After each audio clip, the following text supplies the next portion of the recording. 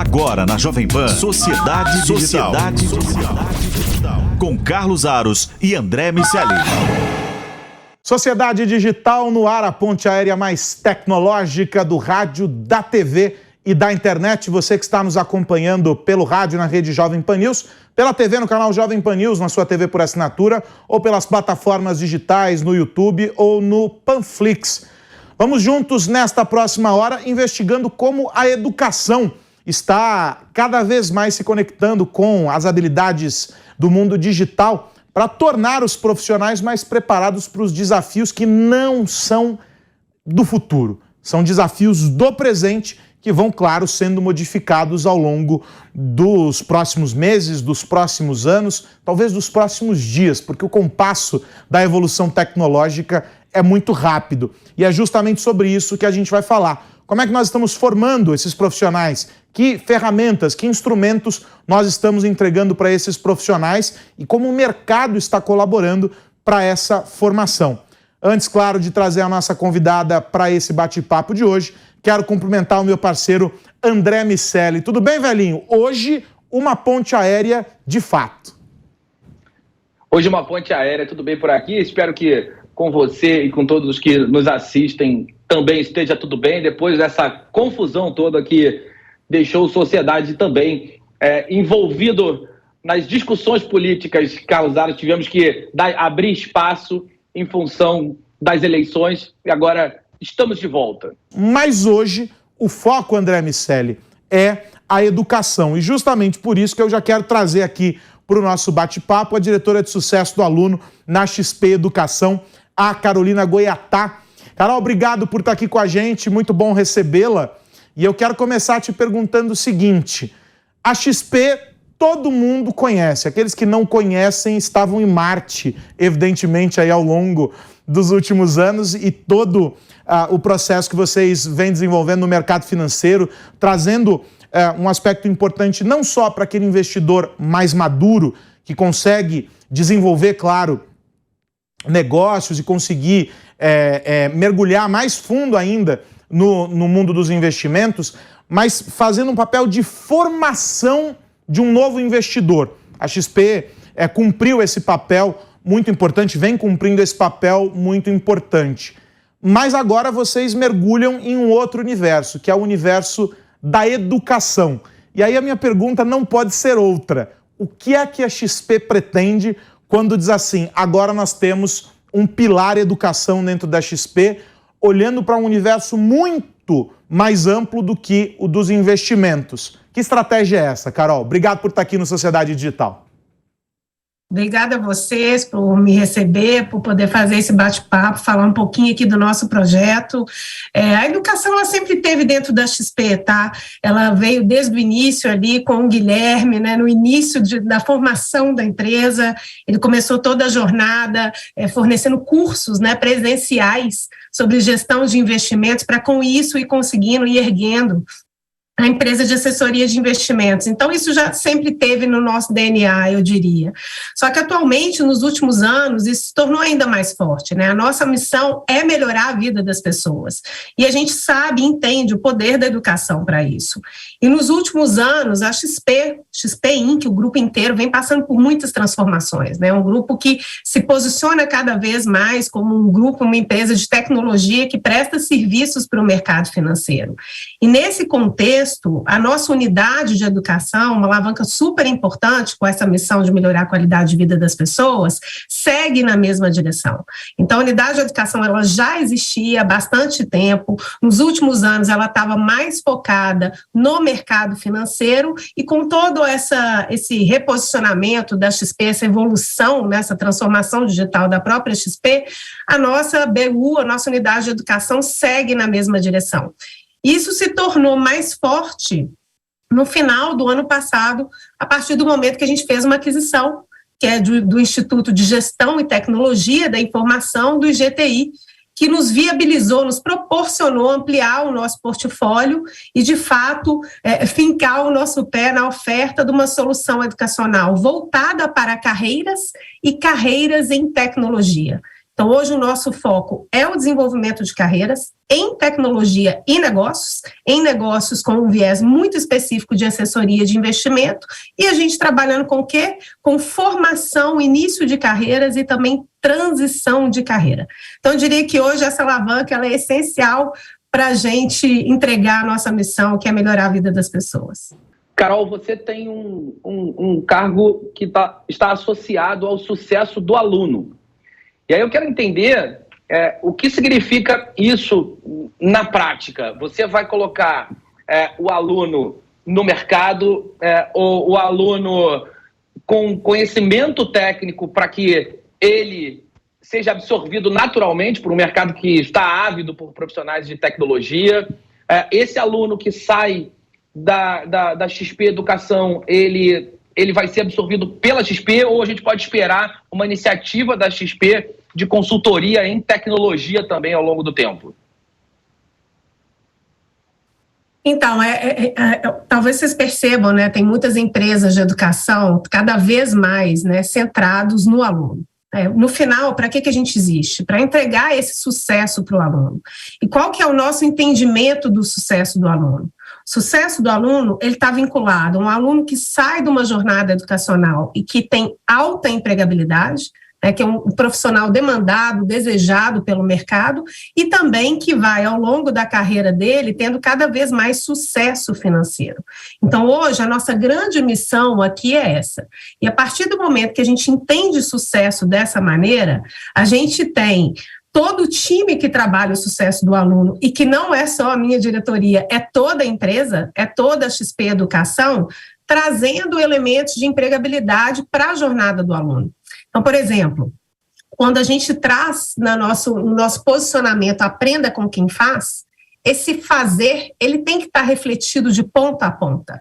Então, desde o momento quando a gente seleciona os nossos cursos, quando a gente toma a nossa decisão de portfólio, a gente está olhando para quê? Para carreiras de tecnologia, para as carreiras mais demandadas, a gente está olhando para número de contratações, a gente está olhando para número de vagas que estão sendo demandadas no mercado, para a gente definir o nosso portfólio e começando a criar essa estrutura que vai trazer sucesso para o aluno. Ao mesmo tempo, quando a gente traz o aluno para dentro, quando ele participa do nosso processo seletivo, todo o nosso processo seletivo, ele é embasado pensando num profissional de sucesso de tecnologia, tendo como referência os líderes de tecnologia da XP Inc. Então, a gente traz para dentro desse processo também, não só questões técnicas, mas também questões comportamentais, que o aluno passa por testes dentro desse processo para ir afunilando e entendendo, né, o seu potencial para ter sucesso naquela jornada educacional. E, ao mesmo tempo, dentro dos próprios cursos, a gente está com um time muito próximo do aluno, acompanhando os dados de engajamento, de presença em aula, entendendo as dores desse aluno, e entendendo que essas dores, elas não são só relativas a questões técnicas de tecnologia, questões de uma carreira de um cientista de dados, a questão do engenheiro de software, tem também questões comportamentais. Então, para isso, a gente tem toda uma trilha aqui dentro da nossa proposta de habilidades pessoais. E, além disso, a gente sabe do desafio de se conectar com o mercado.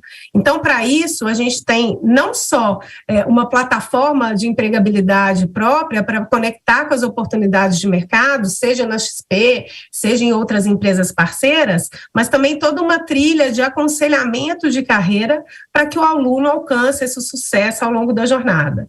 Então, eu diria que falar sobre sucesso do aluno, a gente está falando um mix aí, né, de questões técnicas, de questões comportamentais, e de questões de carreira. Carol, eu fico pensando, né, eu estava lendo os materiais de vocês e vocês dizem o seguinte, olha, nós temos aí vários cursos que estão dentro daquilo que o MEC estabelece como uma formatação padrão, ou seja, é uma universidade como outras universidades que estão aí no mercado, mas eu estou entendendo aqui da tua fala que a orientação de vocês ela traz um propósito diferente daquele que as universidades, vamos colocar aqui entre aspas, convencionais, oferecem.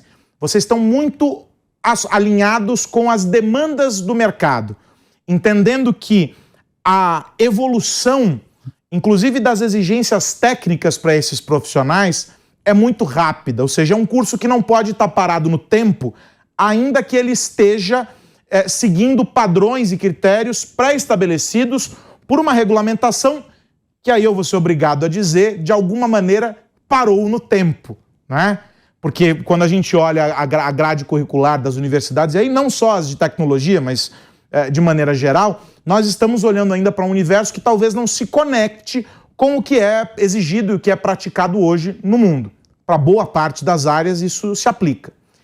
Qual é o desafio que vocês enfrentaram de início para formatar esses cursos, seja na hora de compor a grade, na escolha dos professores, para poder fazer com que o melhor dos dois mundos, vamos colocar dessa maneira, estivesse presente para o aluno? Porque o cara que vai procurar a XP para essa formação, ele está buscando algo diferente do que ele faria se fosse buscar uma graduação tecnológica ou uma pós em uma outra universidade. Como que é esse desafio? Sem dúvida, a gente tem muitos desafios, né? Acho que o primeiro desafio, ele nasce aí na conexão da visão do que se espera de um profissional de mercado, quais são as competências que são exigidas no ambiente de trabalho, que tipo de entrega que ele vai fazer com todo o processo educacional. Tá? Então, para nós aqui tem algo que é muito importante, que é a conexão de todo o nosso time de educação com o time que faz gestão de gente, gestão de talentos dentro da XP. Por quê? Porque esse time que faz gestão de gente, faz gestão de talentos dentro da XP, tem a visão dessas necessidades, das necessidades de entrega, das necessidades de competência. Então, fazer essa conexão foi algo muito importante aqui desde o início do nosso projeto e muitas vezes é desafiador, né? Porque é raro você encontrar esses dois lados juntos. No nosso caso, por que isso acontece? Porque nós somos uma marca empregadora que entra no mercado de educação. Então, nós somos uma empresa de educação dentro de uma marca empregadora. Então, isso é um desafio e, ao mesmo tempo, é uma oportunidade para o nosso lado aqui que a gente vem desenvolvendo. Um outro ponto, claro, é a gente conseguir aprovar, né, os nossos cursos num formato tão inovador. Então, os nossos cursos, os cursos de graduação, por exemplo, eles são cursos que estão embasados numa lógica de bootcamps, que não é uma lógica muito comum, né, no mercado de educação regulado. Por quê? Porque é uma lógica de uma formação modular mais rápida, mais imersiva e voltada para resolver problemas do ambiente do trabalho, então desafios do ambiente de trabalho. Então, você aprovar isso nesse formato, num formato anywhere, né? A gente brinca, né? Não é nem educação à distância, é anywhere, para fazer de qualquer lugar, para que o aluno consiga realizar parcelas que são obrigatórias da sua formação como um estágio num ambiente à distância e estar conectado à empresa. Então, a gente teve isso também como desafio de aprovação, de comprovação do nosso modelo, que a gente vem superando aí um atrás do outro. E quando a gente olha para os dados agora do nosso processo seletivo, numa média de 400 candidatos por vaga, a gente vê que, de fato, isso faz sentido para o mercado. Isso está ecoando e as pessoas estão buscando essa educação mais conectada com o ambiente de trabalho. Carol, pensamento crítico e resolução de problemas, capacidade de resolver problemas, são duas das habilidades mais importantes para quem trabalha com tecnologia e não são necessariamente habilidades tecnológicas. Existe um componente vinculado ao comportamento nessas duas características que precisa ser desenvolvido muitas vezes. A gente tem um perfil do profissional de tecnologia muito associado aos termos e às ações técnicas e não necessariamente às habilidades interpessoais, a capacidade de entender demandas, para transformar essas demandas em especificações e sistemas. Então, cada vez mais, à medida que a gente vai evoluindo a tecnologia, até levando em consideração as ferramentas no-code ou low-code, um aspecto humano vai ganhando espaço nesse processo. Como você enxerga esse profissional de tecnologia do futuro? O quanto de humano e o quanto de técnico é esse profissional? Muito bom. Inclusive aqui a gente nem chama de hard skills e soft skills, toda a parte ali do universo comportamental a gente chama de people skills, habilidades pessoais, né? Porque a gente reconhece que lidar com gente é algo, não é nada soft, não é nada simples, né? Então a gente traz aqui para dentro do nosso universo, dos nossos cursos. E eu diria, assim, que o equilíbrio, ele está nas duas coisas em conjunto, né? Então, assim, como eu disse para vocês, acho que desde ali até do processo seletivo, quando a gente olha para os nossos cursos, a gente tem as duas trilhas rodando em paralelo, né? Então, hoje um aluno que vem para a nossa graduação, ele faz toda a parte dos bootcamps, ele faz ali onde tem no conteúdo mais técnico, de tecnologia. Em paralelo, ele tem a trilha de people skills, de habilidades pessoais rolando, e aí a gente trata tanto uma visão de autodesenvolvimento, de autoconhecimento, quanto ele em relação à equipe, ele em relação à empresa, e toda uma parte de aconselhamento na parte comportamental. Então, isso roda em paralelo. Em um dado momento, dentro do curso, ele roda também em paralelo o projeto aplicado, que é o quê? Ele vai para dentro da realidade da XP para resolver os problemas de tecnologia, mas não só de tecnologia, os problemas sociais também. Então, uma das etapas que os alunos têm nessa jornada é o desenvolvimento de projetos sociais em parceria com o Instituto XP. Por quê? Porque aqui a gente não está falando só de formar técnicos, eu não estou falando só de formar pessoas que têm habilidades comportamentais avançadas, mas eu estou falando de formar pessoas para devolver uma entrega para a sociedade também. Então, essa conexão com os projetos sociais, com o Instituto XP, a gente também considera como uma alavanca muito importante para o desenvolvimento dessas habilidades comportamentais. Então, eu diria que hoje esse peso está distribuído, tá? Assim, uma semana típica do nosso aluno de graduação, ele tem, basicamente, ali, ele tem uns 60% de bootcamps técnicos, mas ele tem toda uma parte ali também, de uns 40%, que a gente envolve esse lado de people skills e com essa conexão com os projetos para ir para um contexto prático e conseguir desenvolver tanto as habilidades técnicas quanto as habilidades comportamentais. Carol, a gente acompanhou aqui no Brasil, junto da MIT Technology Review, o selo Innovative Workplaces. André, me ajuda aí com o número de empresas inscritas para avaliação e para certificação? Foram?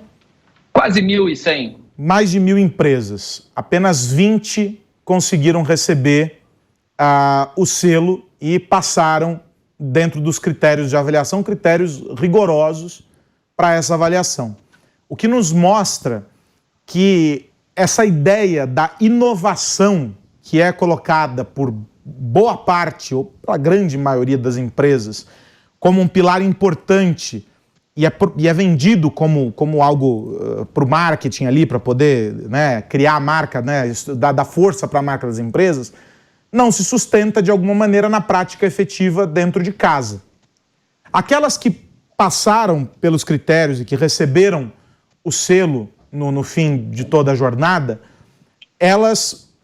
a gente conseguiu identificar que são empresas que de alguma maneira têm, do começo ao fim, uma cultura orientada para isso. Umas mais, outras menos, mas de alguma maneira isso não está restrito a uma área, a um projeto, a um núcleo. A empresa trabalha de maneira a vislumbrar isso. Vocês têm, dentro da formação de vocês, um olhar para a inovação. Isso está ali de maneira muito clara, colocada nos materiais.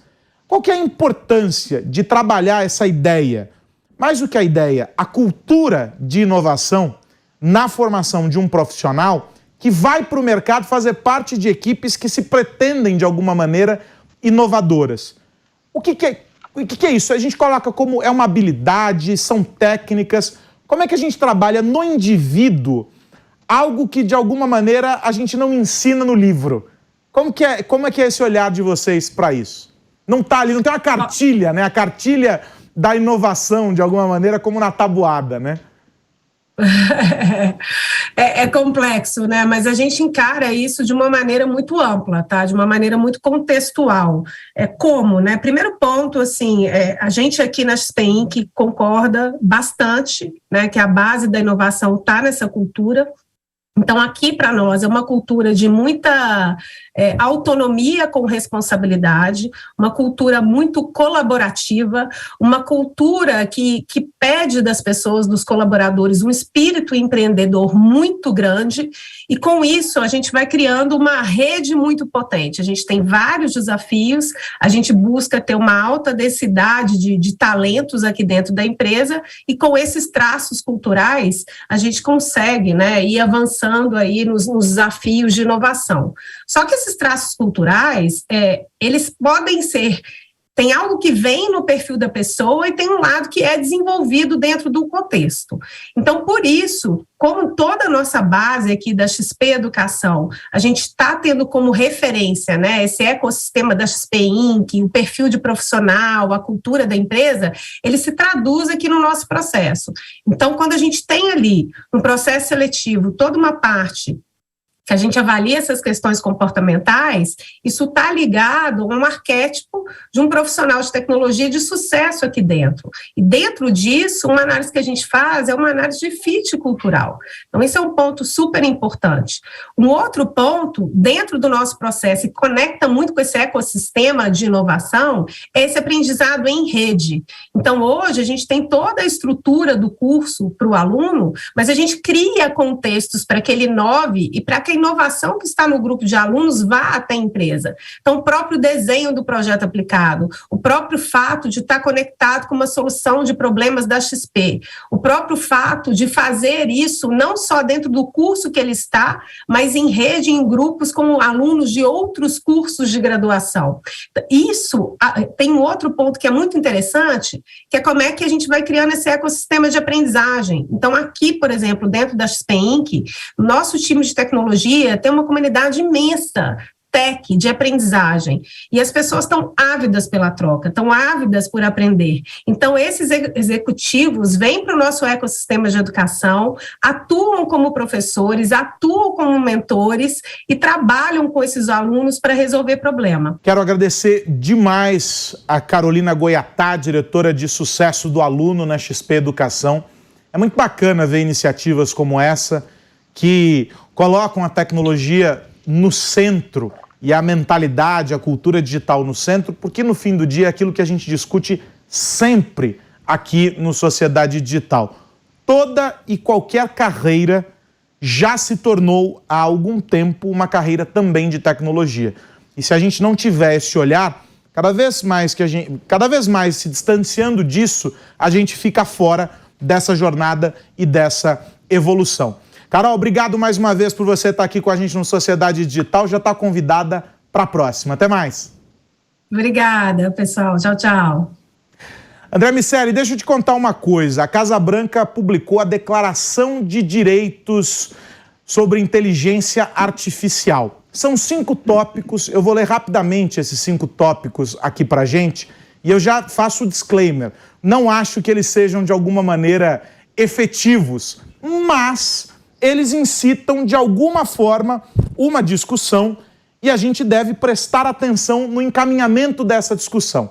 Os 5 tópicos dessa Bill of Rights sobre inteligência artificial são sistemas seguros e eficazes, proteções contra discriminação algorítmica, dados privados, aviso e explicação, alternativas humanas, consideração e fallback.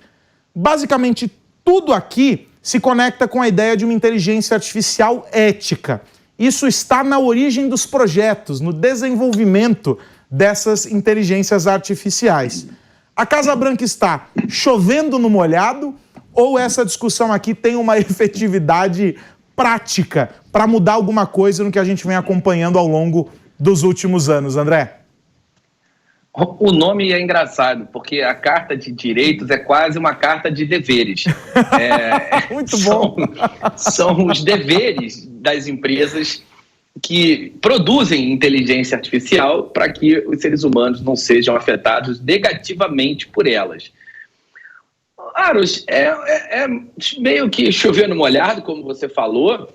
As coisas já estavam escritas, o governo reuniu essas obrigações e pincelou alguns pontos que estavam descritos, inclusive na GDPR, não tem nenhuma novidade aí. O fato é importante que haja esse tipo de movimento como um marco. Como você colocou, é um ponto de partida, a gente vai ter que discutir ainda muito esse assunto e a gente tem visto a inteligência artificial, os algoritmos de inteligência artificial ganharem espaço e influenciarem a nossa vida sob diversos aspectos, muitas vezes sem que a gente se dê conta disso. Então, é importante que haja alguma coisa nesse sentido, mas sem dúvida nenhuma, Aros, a gente ainda vê movimentos muito incipientes. É curioso que mesmo depois daquela entrevista constrangedora, aquele depoimento do Mark Zuckerberg no Senado, quando a gente viu perguntas que não faziam muito sentido sendo direcionadas a ele, a gente ainda veja tão pouco conhecimento técnico no governo associado às áreas de tecnologia. O governo americano, que se considerar os Estados Unidos como uma fonte de produção de conhecimento em tecnologia e de inovação, ele precisava se fortalecer com outros advisors, com consultores, com empresas, representantes da sociedade civil e do mercado, para que essas coisas tivessem mais consistência, Aros. Nada do que está ali, evidentemente, deixa de fazer sentido, mas nada muda, de fato, a realidade que a gente já tem. Eu tive recentemente na Fiesp, num congresso que foi organizado pela Fiesp, falando sobre tudo isso, e a preocupação é que cada vez mais a inteligência artificial ela está no nosso cotidiano, seja nas empresas, na nossa vida, no âmbito social, e a gente não percebe. E o risco dessa presença invisível é que a gente passa a ser direcionado por caminhos que nós não escolhemos. Nós precisamos estar mais ativos nessa discussão e menos passivos nesse processo de simplesmente aceitar o que se entrega para nós como soluções tecnológicas, principalmente no que diz respeito à inteligência artificial. Adivinha, André Miceli? Acabou. Semana que vem tem mais. Um abraço, meu amigo.